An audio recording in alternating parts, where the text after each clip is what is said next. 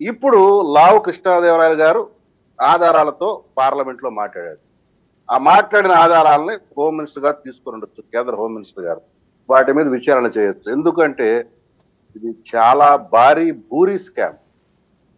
ఢిల్లీలో జరిగింది చాలా తక్కువ, కానీ ఇక్కడ జరిగింది చాలా ఎక్కువ. అసలు మనిషి ఊహించలేనంత అవినీతి సొమ్ము ఇక్కడ పారింది, ఖజానాల్లోకి వెళ్ళింది. ఇప్పుడు అది వెలికి తీస్తే ఎక్కడికి వెళ్ళి లాగుతుంది? నేరుగా జగన్ రెడ్డి గుమ్మం దగ్గరికి లాగుతుంది. రానివ్వండి, ఆ టైం వచ్చినప్పుడు ఎవరెవరు లోపలికి వెళ్తారో, ఎవరెవరి పైన కేసులు పడతాయో వచ్చినప్పుడు డిస్కస్ చేసుకుందాం. ఇప్పటికైతే మేం బయట పెట్టలేదు, విజయసాయి రెడ్డి బయట పెట్టాడు.